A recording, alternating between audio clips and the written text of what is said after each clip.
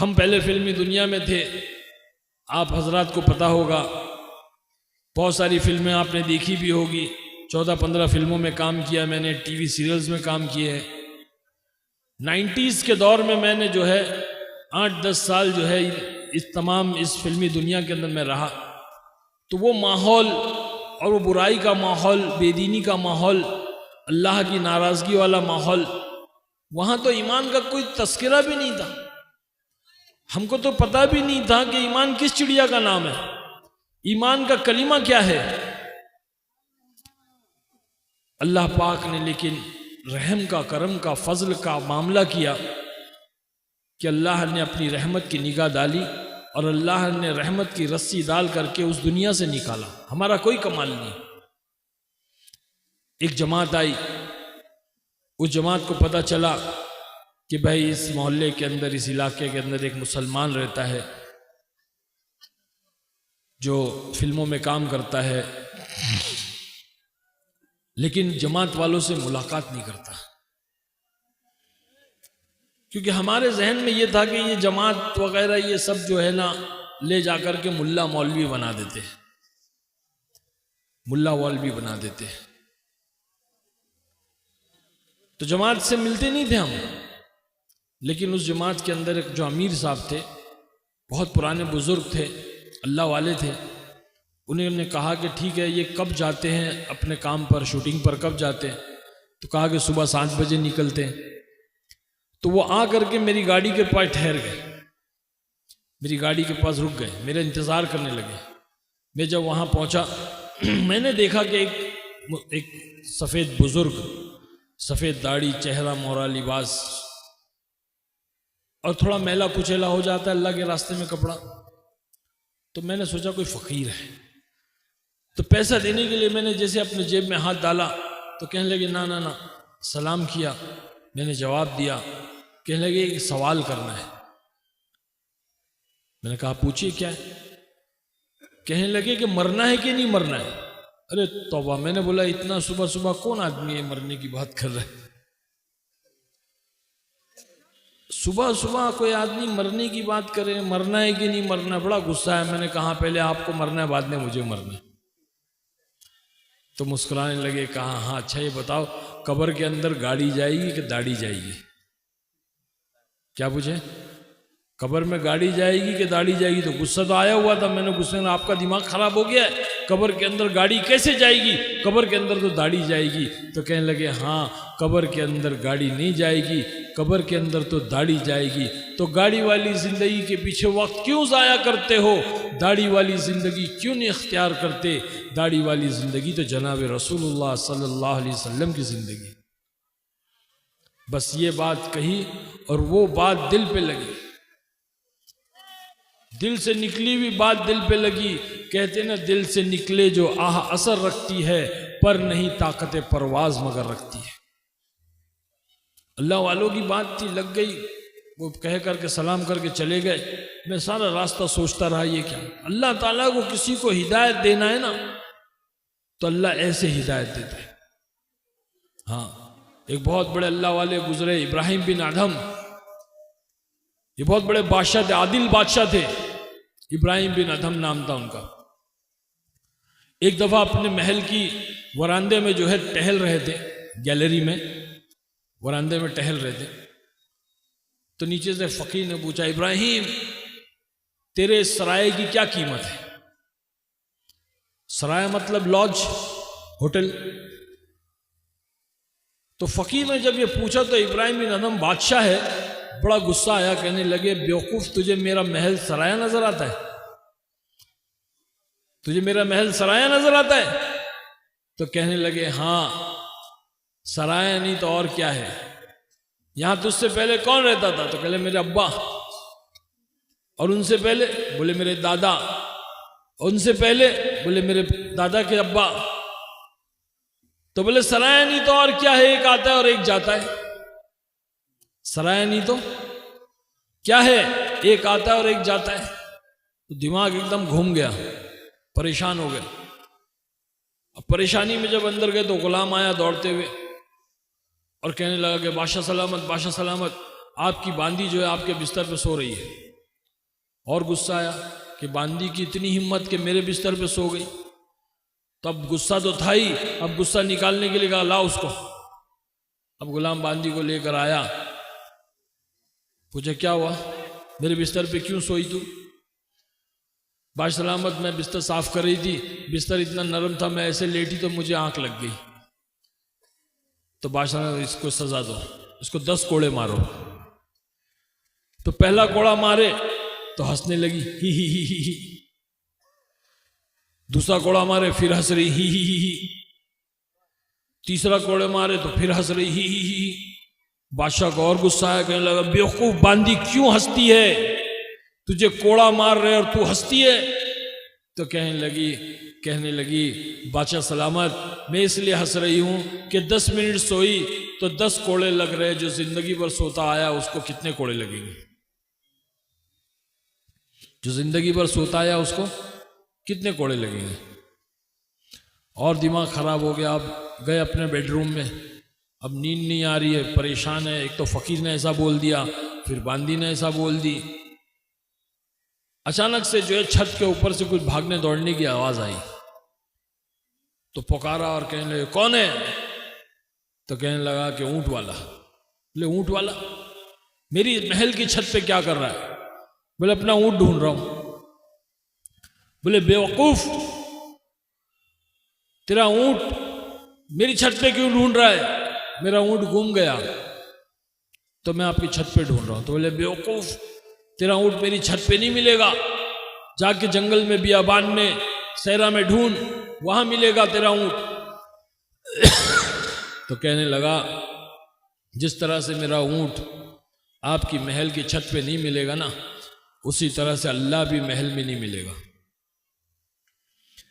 बात समझ में आ गई कि अल्लाह की तरफ से इशारा है। बस अपना सारा जो है बादशाहत का चोला उतारा और झोली लिया और जो है चादर लपेट करके निकल गए जंगल में, वीरान बियाबान में, और बन गए अल्लाह वाले इब्राहिम बिन अदहम रहमतुल्लाह अलैह, बहुत बड़े अल्लाह वाले बने। अब यहाँ प्रजा, उनके उमरा वज़रा, उनके लोग सब ढूंढ रहे बादशाह कहाँ गए, कहाँ चले गए। ढूंढते ढूंढते महीनों गुजर गए, साल गुजर गए, बादशाह नहीं मिले। अचानक एक दिन जो है बादशाह एक नदी के किनारे बैठ करके अपनी गोदड़ी सी रहे थे। किसी ने देख करके पहचान लिया, बोले ये तो बादशाह है। जा करके कहा, लोगों को जमा किया, सबको बुलाया, लोग गए, जा करके कहने लगे बादशाह सलामत चलिए, आपका तख्त आपका इंतजार कर रहा है, आपकी हुकूमत आपका इंतजार कर रही है, आपके लोग आपका इंतजार कर रहे हैं, चलिए। कहने लगे ना मैं नहीं आऊँगा। बहुत इसरार किया, बहुत मनाया। तो बादशाह सलामत ने कहा अच्छा एक शर्त है मेरी। जो सुई से गोदड़ी सी रहे थे वो सुई को जो है उन्होंने पानी में फेंक दिया और कहने लगे जाओ ये सुई लेकर के आओ। अब लोग जो है अंदर उतरे, बड़े बड़े स्यूमर और बड़े बड़े जो है गोताखोर अंदर गए, सुई कहाँ मिलती, थक गए, वापस आए। बादशाह सलामत छोड़ दीजिए इस बात को, आप चलिए, हम आपके लिए बहुत सारी सुई ला देंगे। कहा कि ना, हुक्म दिया मछलियों को, ए पानी की मछलियों मुझे मेरी सुई ला करके दो। तो सारी मछलियां जो है अपने मुंह में सोने की सुई लेकर के आई, सोने की सुई। तो बादशाह सलामत ने कहा कि ना मुझे ये नहीं चाहिए, मुझे मेरी सुई चाहिए। तो एक मछली अंदर जाती है और उनकी सुई ला करके देती है। वो लेते और कहते हैं बताओ वो हुकूमत अच्छी है कि ये हुकूमत अच्छी है? लोग कहते हैं बादशाह सलामत ये हुकूमत अच्छी है। तो मेरे बुजुर्ग दोस्तों कहने का मतलब यह है कि ये बने अल्लाह वाले इब्राहिम बिन अदहम रहमतुल्लाह अलैह, जब अल्लाह किसी को हिदायत देना चाहता है और किसी को अल्लाह चुनना चाहता है तो अल्लाह इस तरह से इशारे देता है। तो मुझे भी इशारा मिला, उन्होंने कहा कि कब्र के अंदर गाड़ी जाएगी कि दाढ़ी जाएगी। मैंने कहा कब्र में गाड़ी कैसे जाएगी, कब्र में तो दाढ़ी जाएगी। कहने लगे हाँ कब्र में दाढ़ी जाएगी। तो गाड़ी वाली जिंदगी के लिए वक्त ज़ाया क्यों करते हो, दाढ़ी वाली ज़िंदगी क्यों नहीं अख्तियार करते? दाढ़ी वाली ज़िंदगी तो हज़रत मोहम्मद सल्लल्लाहु अलैहि वसल्लम की ज़िंदगी। तो ये चेहरा मोहरा लिबास, ये दीन है, ये सुन्नत तरीका है अल्लाह के नबी सल्लल्लाहु अलैहि वसल्लम का स्टाइल करना, आपको अपना हीरो बनाना। असल हीरो हमारे नबी है।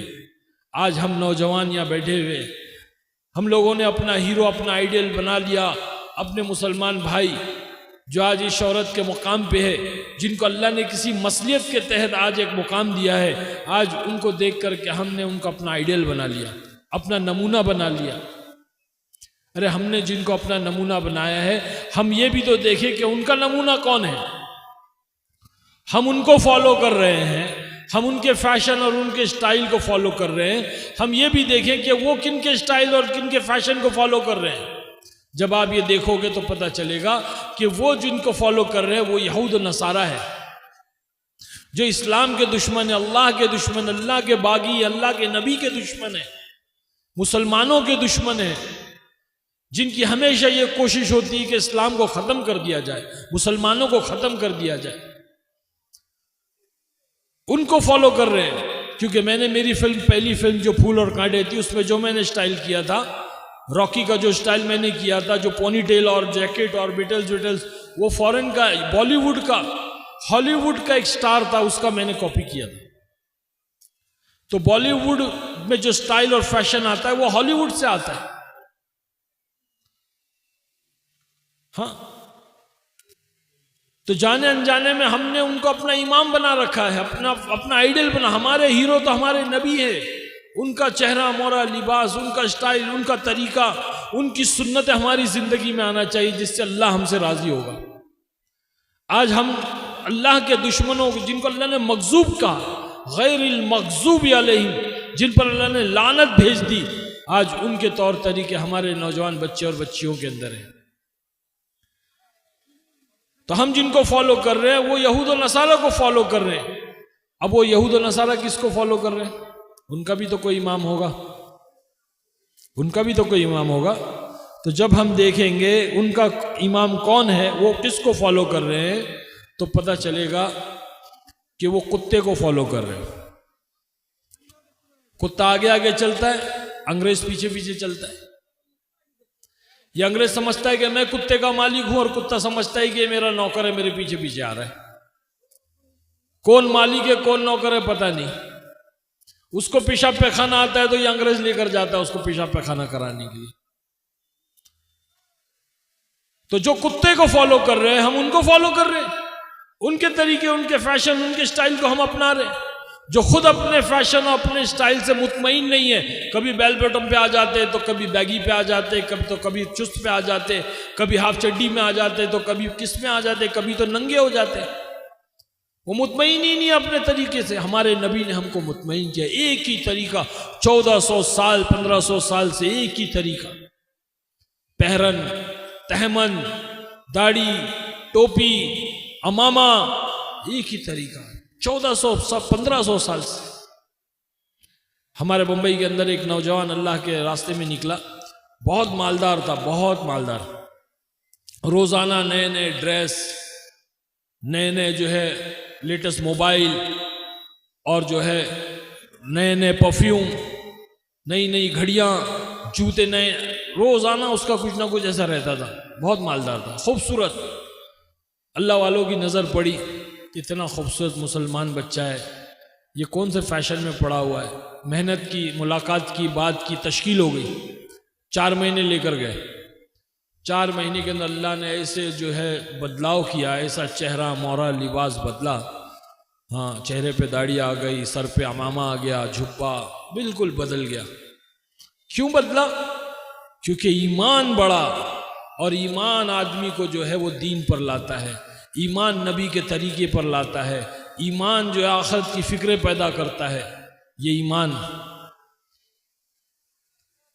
तो इतना बदलाव आया कि जब बदल कर 4 महीने लगा कर मुकम्मल करके जब अपने घर में आया, तो जैसे घर में दाखिल हुआ तो उसकी दादी जो थी, पुराने ज़माने की फैशनेबल मेम साहब जिसको कहते हैं, मालदार औरत, बुढ़ापे में भी लाली पाउडर नहीं छोड़ती है, वो बैठी हुई थी। उसने देखा कोई मौलवी साहब अंदर आ रहा है, तो देखी कौन है ये मौलवी साहब अंदर आ रहा है। जब नजदीक आया तो देखे तो पोता है मेरा। देख करके एकदम नाराज हो गई, एकदम खौल गई। अरे ये क्या होलिया बना लिया, ये किसका होलिया इख्तियार कर लिया? अरे मैं तो तेरी शादी के इंतजार में बैठी हूं, तुझे लड़की कौन देगा? कौन कह रही है भाई? अरे बोलो ना। दादी नहीं, मुसलमान दादी कह रही है, मुसलमान औरत कह रही है कि ये किसका हुलिया इख्तियार कर लिया, ये किसका तरीका इख्तियार कर लिया। मैं तो तेरी शादी के इंतजार में जिंदा हूं, तुझे लड़की कौन देगा? इस होलिये में तुझे लड़की कौन देगा? मुसलमान दादी कह रही है पोते से। अल्लाह पाक ने उस पोते के दिलो दिमाग में अजीब बात डाली। कहने लगा, दादी माँ, जिनका हुलिया मैंने अख्तियार किया है ना, अल्लाह ने उनको 11 बीवियां दिया था, तो क्या मुझे एक नहीं देगा? क्या बोला? जिनका हुलिया मैंने अख्तियार किया, अल्लाह ने उनको 11 बीवियां दिया था, तो क्या मुझे एक नहीं देगा?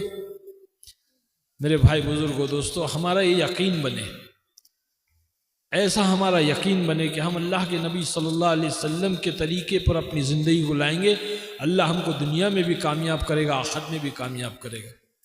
इसी के लिए सारी मेहनतें हैं, इसी के लिए जान माल वक्त लगाना है कि अल्लाह के रास्ते में निकल करके ईमान बनाए।